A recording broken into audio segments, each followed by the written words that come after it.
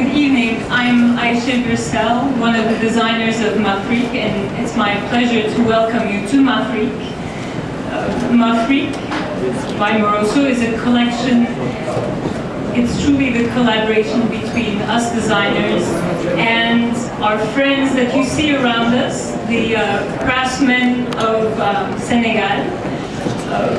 And it's the work that we did together in our designs and bringing their expertise in traditional materials and techniques, and led by Moroso's fearless leadership in design.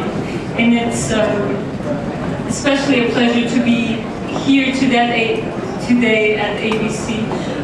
It's very befitting because ABC also believes in global diversity and indigenous design.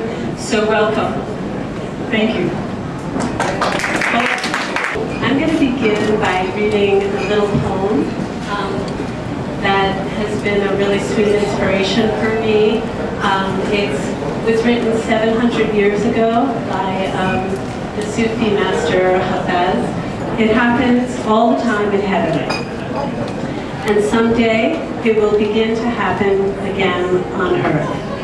That men and women who are married, and men who are lovers, and women who give each other life, often will get down on their knees, and while so tenderly holding their lover's hand, with tears in their eyes, will sincerely speak, saying, "My dear, how can I be more loving to you?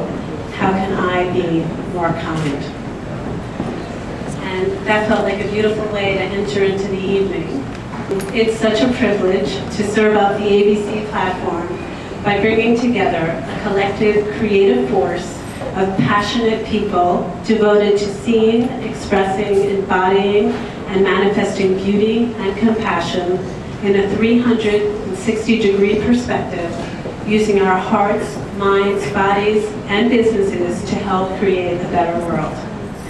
It gives me great pleasure to introduce a man who has deeply impacted and inspired millions of people with his wisdom, compassion, and love.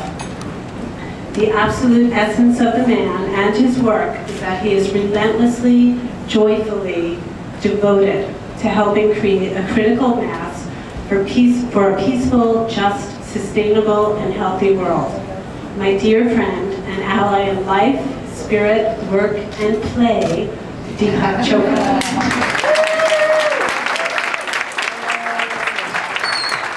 First of all, I want to just acknowledge that Paulette is a very close friend of mine, has been for almost 2 decades, and she designed the original Chopra Center in La Jolla, California, and we've been friends forever. Our families have been, kids have been, and just gives me immense joy to be in this space with her.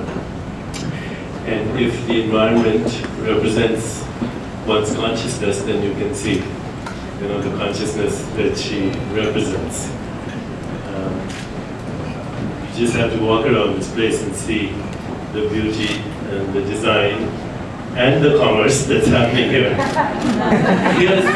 Here's what I want to share with you, because design, beauty, commerce have been activities of humanity for ever, since we've been so-called civilized people.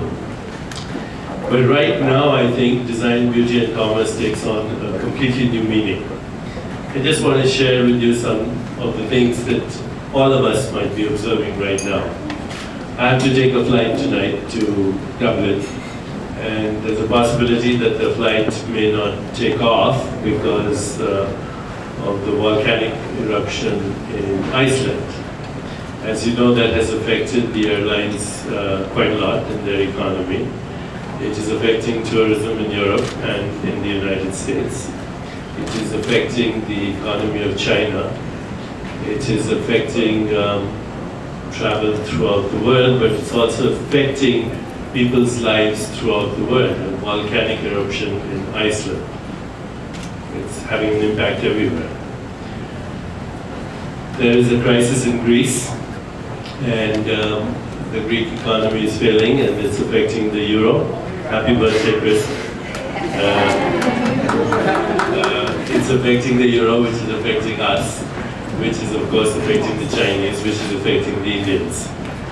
So behavior in Greece, Athens, or wherever is affecting the whole planet. Certain things are happening in Pakistan and Afghanistan, and that's affecting all of us. I think it's time to realize that what ancient wisdom traditions have said forever, but now it's becoming more apparent than ever before, is that there's no such thing as the separate self, which is the basis of all Eastern wisdom traditions. The separate self does not exist, period. Right now we're breathing the same atmosphere, would you agree? So we're sharing the same breath. As a result, we're sharing the same molecules, because every time we breathe out bits and pieces of the metabolic end product of our entire body. This sacred breath that we all share is referred to in spiritual traditions, in the Jewish tradition as the Ruach Adonai. The Muslims call it Ruh, the Greeks call it Kanefma, the Hindus call it Brahman. But we share the same breath, we share the same spirit, we share the same body. Walt Whitman once said, every atom that belongs to you as well belongs to me. It's not a metaphor of poetry anymore, it's a fact of biology.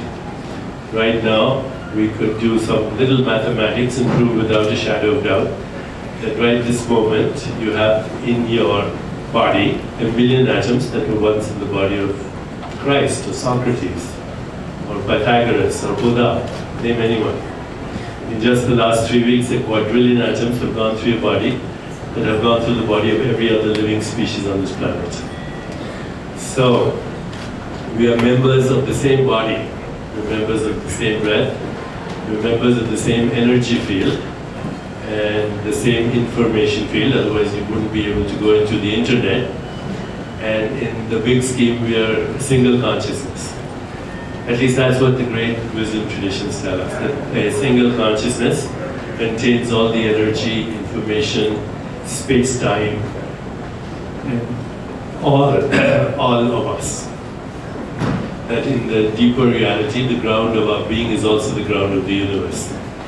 That's a big idea, but it gave rise to great philosophies, and one of them was that everything in the world is an interdependent co-arising.